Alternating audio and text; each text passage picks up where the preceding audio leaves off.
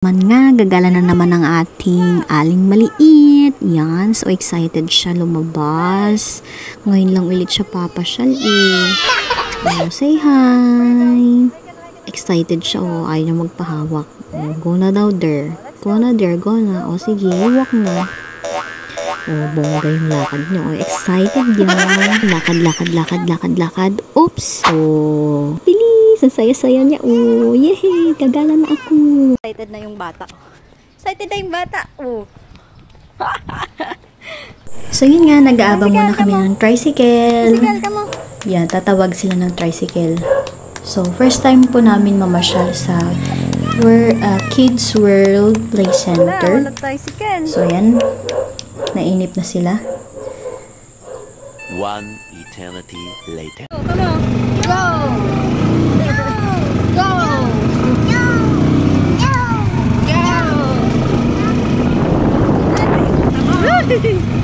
Wala siyang eyeglass. Wala kang eyeglasses na iwan. Sorry, walang eyeglasses na iwan. So, after 10 minutes travel, andito na po tayo sa Kids World Play Center. Located pala ito sa dating McDo sa poblasyon sa Nueva Vizcaya. Open pa sila ng Monday to Saturday.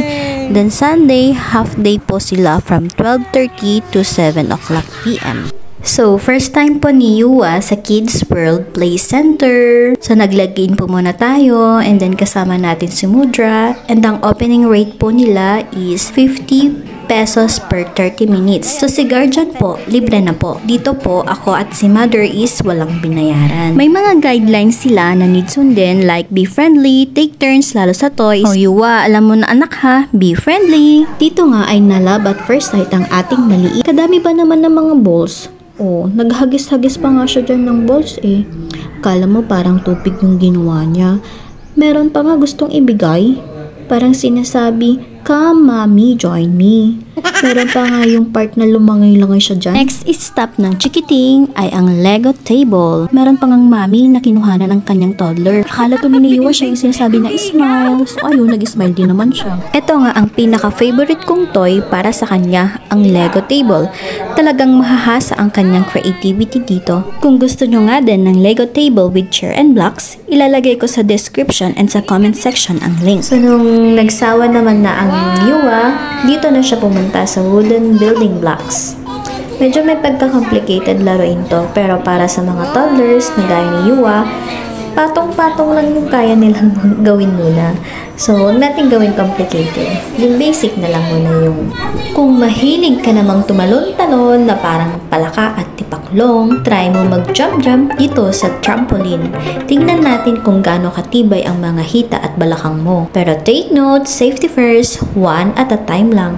So, dahil super na-exercise ang ating aling maliit, yan, kusa na siyang sumuko at bumaba. May payahe pa nga ang bata. Kung mahilig naman ang chikiting nyo magbahay-bahayan, pwedeng-pwede dito. Akala mo nasa labas ka na nakatent. May mga huggable stuffed toys din. So, next stop para sa mga adventures nating chikiting, ang climbing wall. Bagay na bagay to kay Yuwa ngayon dahil mayat maya ang akyat niya. So, yan, di ba na-stretch niya yung mga kamay niya, yung paa niya. So, dahil hindi niya pa kaya, no muna tayo dyan. Yuhu! Ito yung sinasabi nilang conquer your own fears. Sa isang iglap, naka-slide agad. Yuwa's first time playing sand. Napakaganda nga nito dahil parang sand siya sa beach pero non-stick. Super nagtagal nga siya dito dahil hindi naman always naglalaro ng sand sa bahay kasi nga lagi namin sinasabi na pag naghawak siya ng buhangin, dirty na yung hands niya. Pero dito talagang nag-enjoy siya. Sige, pala lang ng pala tapos sabay tapon pag puno na. So ayun, tapos na nga ang 1 hour playtime ni Yuwa sa Kids World Play Center. Ayaw pa nga umuwi niya ni, pinilit lang namin. Pinasakay nga din namin siya dun sa malaking dog kiddie ride. So, after ilang minutes na pagpupumilit, nakisama din ng bulilit. Buti na lang may balon siya. Kaya ayun, nauwi din. Siya nga pala guys, meron din silang loyalty card. And you can buy this card for only 10 pesos. So, hanggang dito na lang muna. Abangan ang next playhouse ni Yuwa. Thank you for watching. Bye! Sarad.